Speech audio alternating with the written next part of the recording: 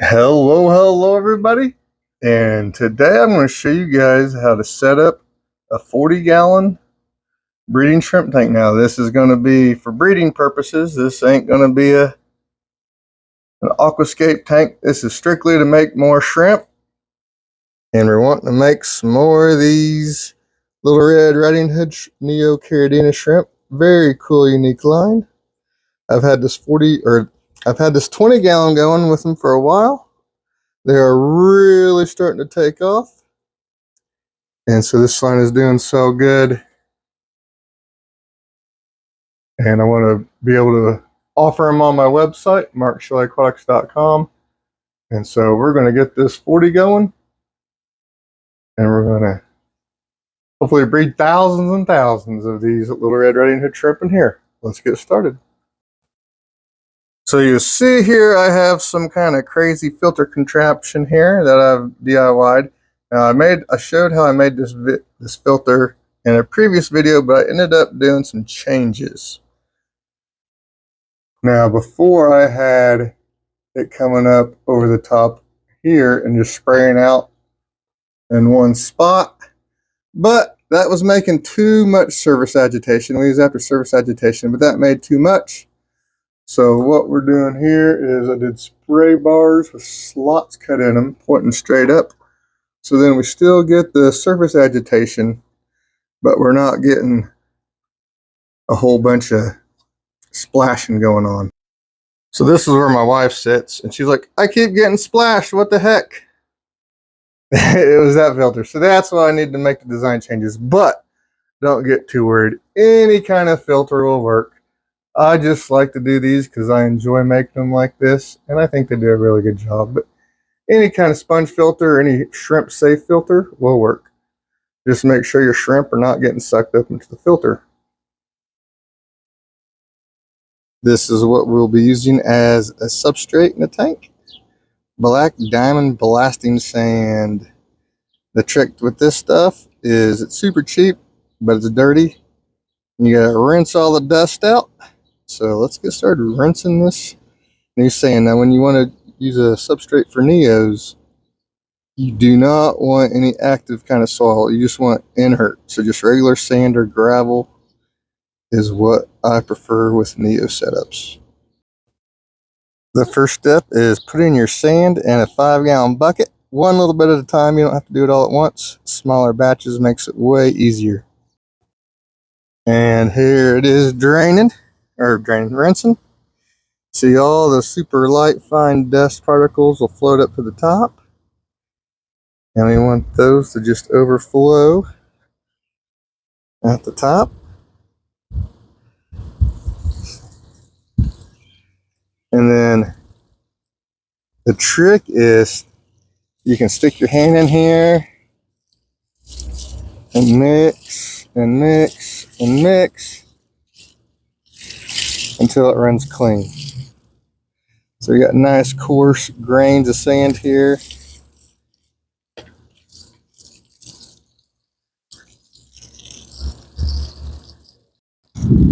So you can use the hand method. That's what I did for years.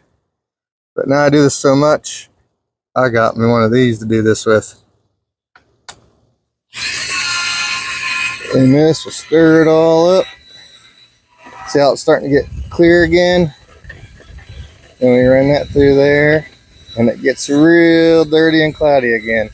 You gotta keep mixing and mixing, and we keep rinsing until the water's clear, even after we mix it all up.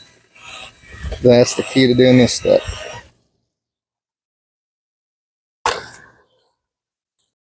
So now you see, even after mixing it all up, it's still nice and clear. That means this batch is clean enough. Let's dump it in. What is it with me and putting tanks in precarious situations? It's called fitting as many tanks as I can possibly fit. Alright, this will be a lot of fun. I don't fall backwards.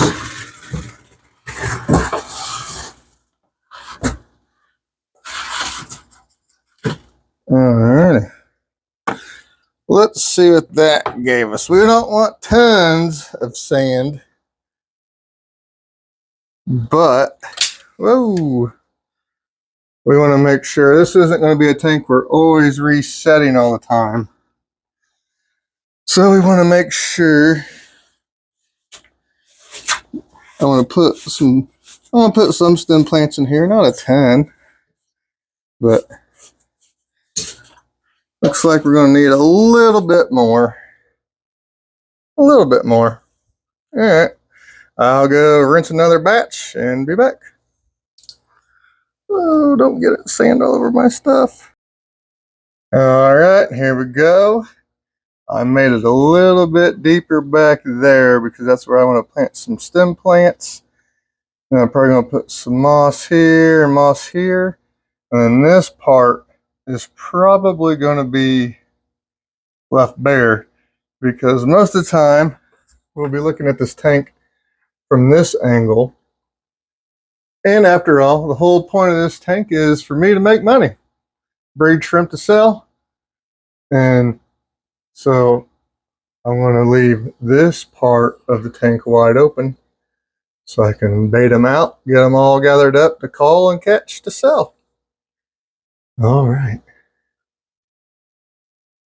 All right, guys. So since we are making this Little Red Riding Hood tank, we want to get our plants and our moss from a tank that already has a healthy tank that we know is healthy and thriving and already has Little Red Riding Hood shrimp in there. So if we accidentally get some shrimp on the moss, baby shrimp on the moss, it's not the end of the world because they're going into the tank that they're already going into. So what I'm going to do now is siphon some water into a bucket and we're going to collect our plants from this tank to put into the new tank.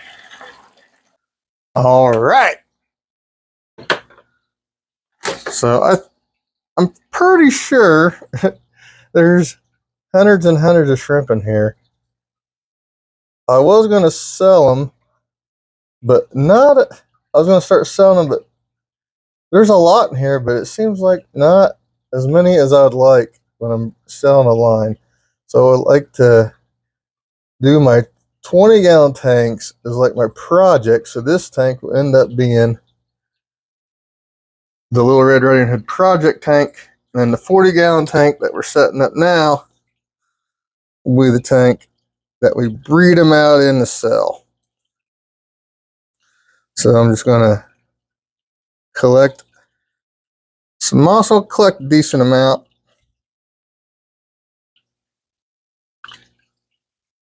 To get this new tank going, and I think there's this pogo stemming in here is not thriving because this tank has lots and lots of current. These tanks right here, the way I set them up, they have a little bit more current than is ideal, and I've figured out pogo stemming doesn't really thrive in a lot of current. So we're gonna take these guys out of here. They're all tangled up in the moss. They're getting swallowed up by the moss. We're going to fish them all out of here. You get some pogo stemming going in the new 40-gallon.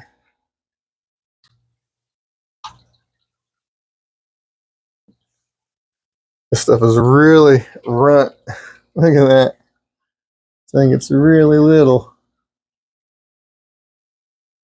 When it's swallowed up by moss and is in a lot of current. Huh.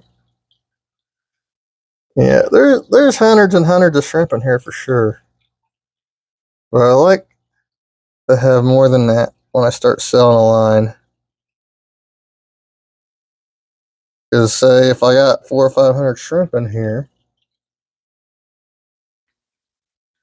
you don't want to sell more than you don't want to sell them down too low because yeah, there's tons in here. And these guys are so good too. So good. Alright, we don't want to get this tank too crazy. So I think, yep, here's another little pogo stem. And I got some pogo stem and some other tanks I can trim out too. In case there's not very much pogo stemming at all in here. I'm actually putting more moss in here than I usually do in a new tank. So like I said, this is just a breeding tank, not a pretty looking tank, but I'm getting ideas. And so that's how that ends up going sometimes. All right, so we got a bucket full of moss, and look at all these little guys we stirred up. I love these guys. They're really special. I mean, I guess they're reallys without the butt, but that's pretty unique, I think. I like them a lot. They're so awesome. All right, so now hopefully we can make thousands and thousands. We already got hundreds in here. And hopefully on the tank up top, the new one, we can make thousands of them. All right, so we added some safe, and I'm going to let the water fill up a little over halfway, and I might go gather some more pogo stemming, because that pogo stemming we got out of there was not a lot. Look at this view of this tank. I love me some little Red Riding Hoods. Awesome. All right, so, and I didn't mean to do that, but we have baby shrimp in here already from the moss bucket. And so we're going to have our first inhabitants before we planned on it. There's probably about a dozen little tiny babies. There's still some in the bucket. If I can get it out.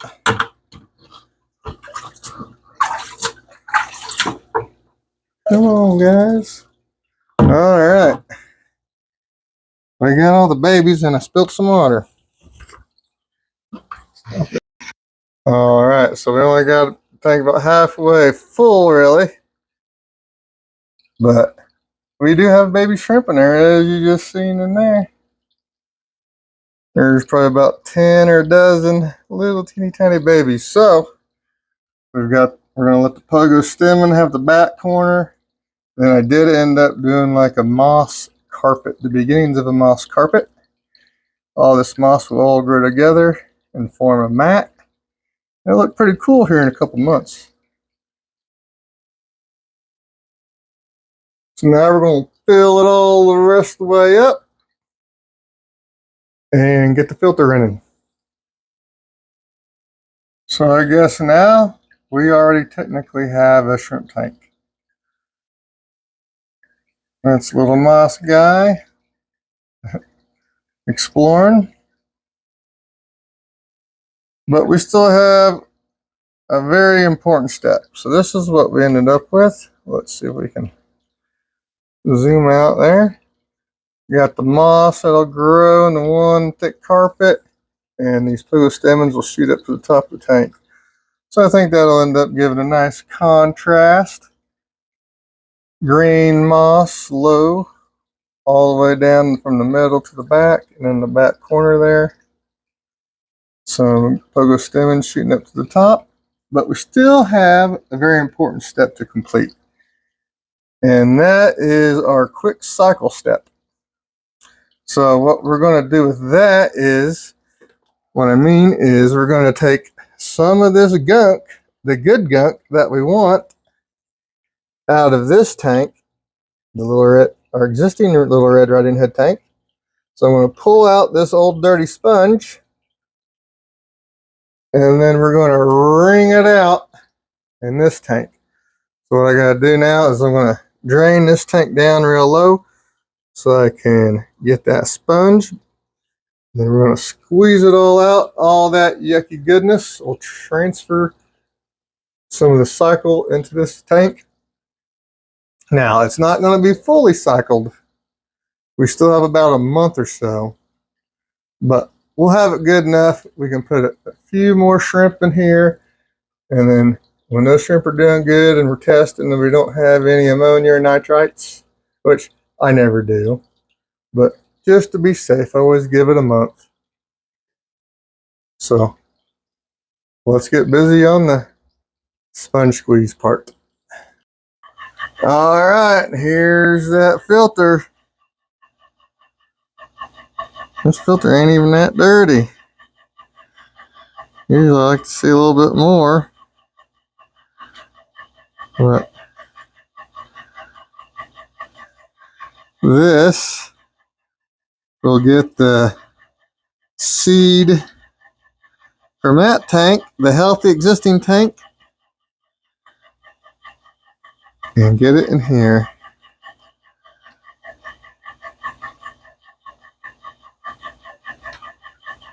That filter's running, and so all this gunk will get sucked into the filter, and that'll start colonizing this new tank. Alrighty, guys. This is what we got left now. This is what we're working with. And we've got about 15 or 20 little red riding hoods. Oh, there's a buried one. And what we'll do is we will add these. And I will barely put any food at all in this tank for the next month or so. And then I will test. And if these guys are still doing good, then we're going to put a whole bunch of them in here.